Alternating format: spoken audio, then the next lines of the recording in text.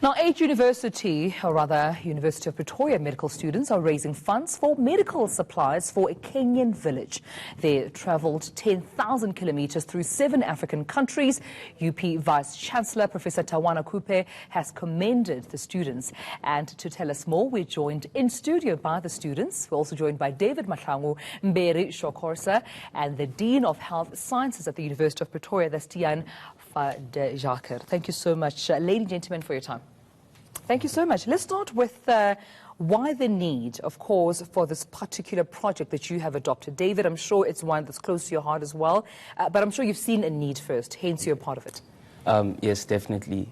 For us, we saw that there was a great need in terms of medical care. It is a community that is very isolated, and it has very little access to resources. Yeah. Especially in terms of school books. For instance, I was helping in the school, so the children had very limited access to school books, textbooks. They all wrote, each had one book to write with. And for every single subject that they had, the children are split up into different classes. Yeah. And for instance, grade 3, 4, 5 were all in one class and they were taught the same syllabus. Sure. So it's very difficult for one to progress to the next grade. Yeah. And the girls, very heartbreaking actually, that in the culture of the community is that the girls are sent off to be married in arranged marriages at very young ages, for instance from 12 to 14. Yeah. So they never get to finish school. Right. So that's one challenge that we're seeing with the girl child in Kenya. And Barry, let's come to what supplies, or at least what assistance you provide to this particular community. It's not the first time that you've participated. It's an annual initiative that you participate in. What helps you provide there? So we went on the trip to provide medical assistance to the people there. We know one volunteer who is helping there currently with medical attention that the people need. So basically we just provided basic primary health care to these people. We did do our research before we got there, so we knew exactly the conditions that the people were afflicted with, and we took the relevant medication there when we got there. So most of the people there are suffering from things like pneumonia, general body pain, because they have to carry a lot of weight, either water, because their nearest water source is 20 kilometers away. They have things like heartburn because of their diet. So yes, just basic primary health care. Some of the cases were a lot more severe, so we did have to refer. But then again, their nearest healthcare facility is 40 kilometers away. Sure. Yeah. My goodness. Tian, let us talk especially from the perspective of the Faculty of Health Science at UP. This is one, commendable act of kindness, especially from the students. And I mean, I have to reiterate Professor Tawana Kupe commending the students in leading this course. But how important is it for this initiative to be led by the students themselves? Thank you. Yes, we've got amazing students at the University of Pretoria. And they're our future leaders. They're really life changers. So this initiative, I think, is an example of the students taking the vision of the University of Pretoria forward for us to become a leading university in Africa and making an impact globally. So by doing this, they not only served and helped the communities, but they also help the continent to meet the Sustainable Development Goals, including food, nutrition, malaria, TB, HIV. So they're really making a difference. Yeah. Were there any challenges that you faced, as students going in to assist a community that is outside of the country, obviously perhaps even speaking a different language as you? Did you encounter any challenges where you thought, sure, this might need some partnership here? Yes, definitely. So obviously we had to raise our own funds or to make the trip possible, and that was very difficult to do.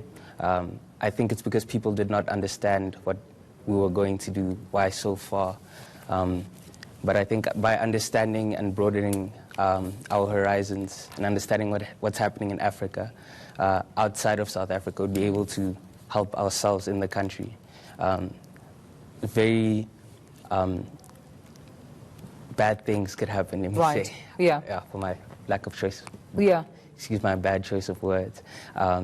If we don't focus on keeping our leaders accountable, and we could end up the very same way. So it's very important for us to come back now, everything that we've learned, and teach everyone back home. But also, I mean, everyone knows that the future of, any nation is its youth.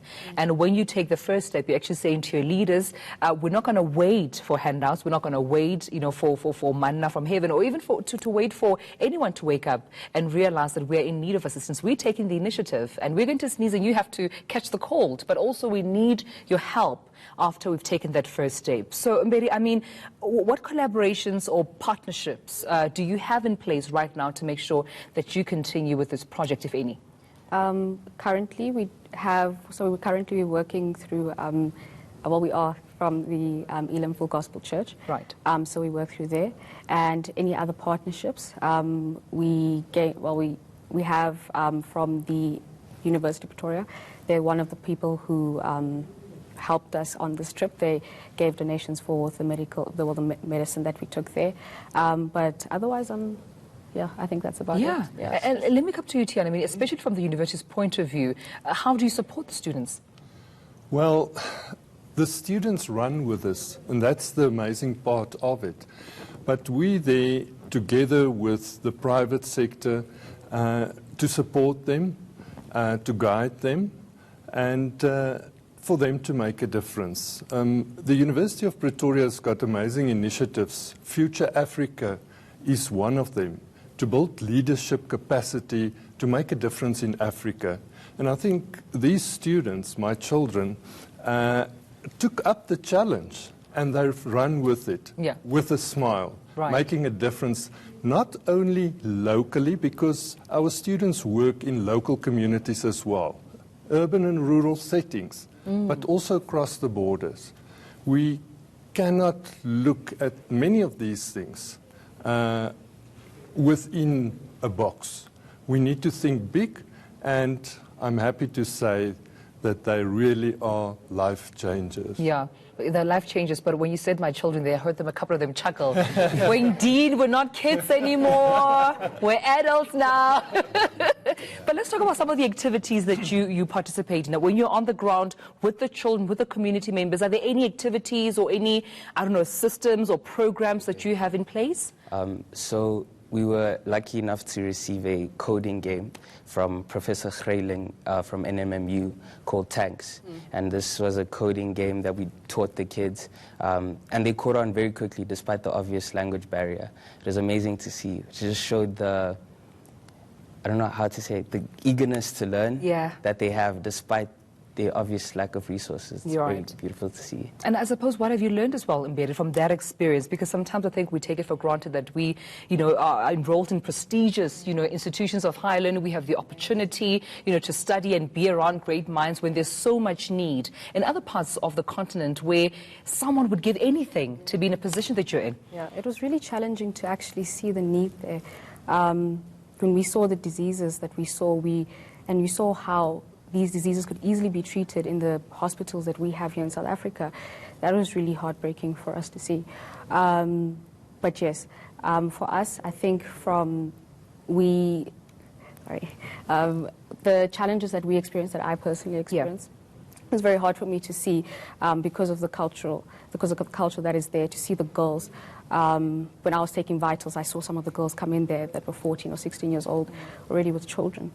And to see how the children don't know how to really accept affection, things like that. So we can see a need for education there, but also raising up within the community these people to be educated so that they can go back to their community, and then they can further on sustain their community themselves. So if we're looking at change for the community, that is what we would do. To not just make this an annual thing where we just give them medicine once off, but also to try and make a sustainable change in that community. Makes perfect sense, and it forms perfectly with my next question to you, Dean, in terms of, what's the next step in terms of making sure that indeed not only does this annual initiative continue with the University of Pretoria, but you also equip your students with enough skill set, enough empowerment, so that they also, empower whatever community they encounter.